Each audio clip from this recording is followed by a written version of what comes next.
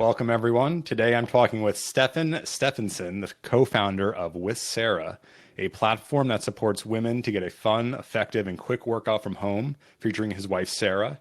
Stefan is also the CEO of Sensivo, a venture-backed startup in Stockholm. He has been on the founding teams of many successful software startups and has held various key positions in Icelandic companies. Stefan, welcome to the Membership Maker podcast. We're thrilled to have you here. Thank you, Ward. I'm very excited to talk to you about all things membership. Every day, non-technical users have more no-code tools available to enhance their memberships. What is your experience combining MemberSpace and third-party tools to make With Sarah grow? Yes, I mean, for me, the most fun part of building this membership with Sarah is being able to create all these nice features that all these big companies have that usually the small ones don't, and that's the magic of MemberSpace. It's the magic of Squarespace, and allowing you to stitch together these different platforms, and we all, before we start the membership, we all go and look at the potential competitors or top subscription companies, and we see what they're doing well, and what we could utilize on our own platforms, and at least we did, and we found many things that we wanted to have on With Sarah, and that's not necessarily something that comes by default on the Squarespace platform or on MemberSpace. But if you search and if you utilize a community like the MemberSpace community, you slowly start to figure out that somebody has solved this before for the platform that you're building on. And just for example, I recently really wanted to figure out which headlines on our website led to the highest conversions.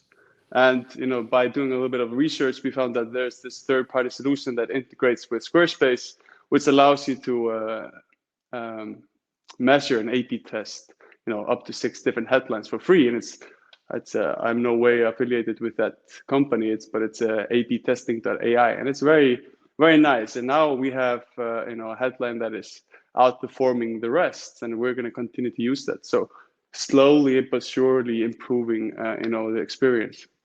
And then of course we wanted to have a great member review setup, and there's this company called Elfsight that allows you to do this quite efficiently. And then recently, more connected to MemberSpace maybe, is my favorite add-on, which is Zapier. And I think it's a tool that is probably slowly becoming everybody's favorite. And what I love about that, and what it's helping me with, is or maybe it's better to explain maybe how things were prior to Zapier.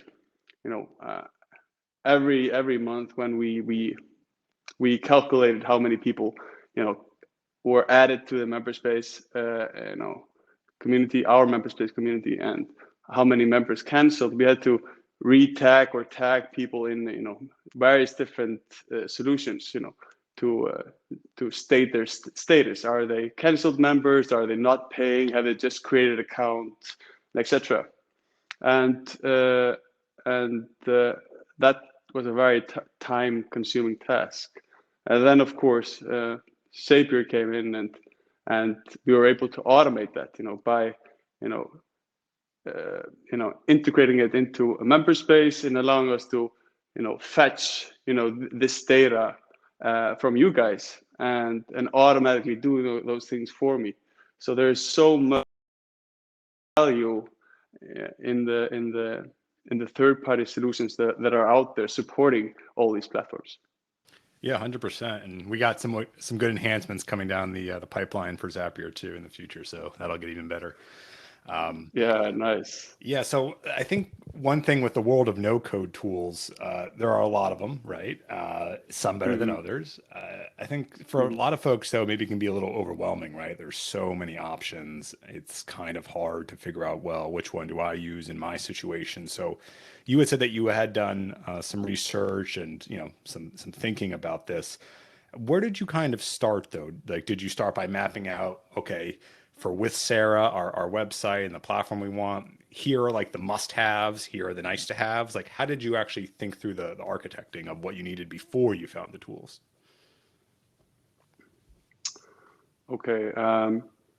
You know, it's good to categorize your user journey into maybe three different lanes. It varies between platforms, but in our example, one lane is acquiring customers, and then the second lane is maybe how do you serve those users once they're on the site, and how do you explain a proper story to them so they convert. And so when they convert, how do you create the best experience possible so they don't churn? And just like I said before, you go into because everything has been done before. Usually, you don't have to rebuild the wheel. You can just go to a platform that you like, or a platform that has a lot of resources. A lot of resources to do testing, usability testing, or have great people working there doing these things, and you can just see how they're solving it. And what you usually figure out is that there are certain trends in all these areas, and there are solutions that you need to have in place when it comes to acquiring customers, and then there are things that you have to have in mind when you're trying to convert them, and and then when you are trying to increase the happiness of your members or your subscribers, there are things that you have to keep in mind. I don't know if that answers the question, but it's very good to structure the journey a little bit, then try to map out what elements are needed to make that journey the most pleasant. Thanks for taking the time to talk with us, Stefan, and we really appreciate it. Would you like to share any resources or recommendations for folks trying to learn more about with Sarah? I just recommend, if you're interested in what we're doing and want to see examples of what we talked about, you can go to withsarah.co, CEO that is, and then I really recommend reading a little bit about the things that Jacob Nielsen has published on usability and user experience. Excellent. Thank you. Thank you.